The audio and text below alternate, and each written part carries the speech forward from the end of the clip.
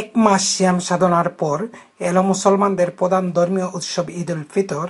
ব্যাপক উৎসাহ উদ্দীপনার মধ্য দিয়ে সারা বিশ্বের মুসলমানদের মতো স্পেনের বার্সেলোনায়ও ঈদ উল ফিতর পালিত হয়েছে। এতে বাংলাদেশিরা ঈদের শুভেচ্ছা জানান সবাইকে। ঈদ মুবারক।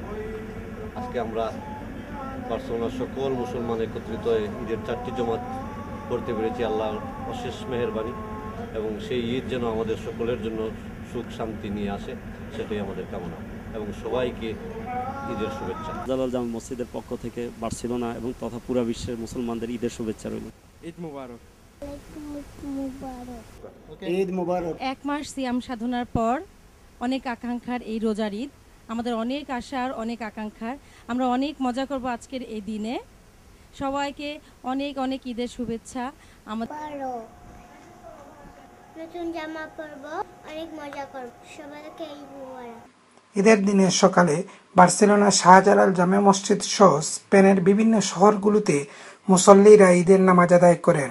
বাংলাদেশিদের দ্বারা পরিচালিত একমাত্র জামে মসজিদে বরাবরের মতো এবারও 4টি জামাত অনুষ্ঠিত হয়।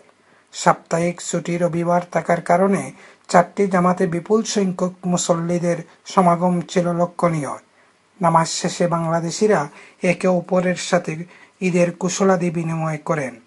আনন্দ উদযাপনের পাশাপাশি ঈদ উল ফিতর দীর্ঘস্থায়ী ভ্রাতৃত্ব, সাম্যবাদ ও শান্তি বয়ে আনুক সবার জীবনে।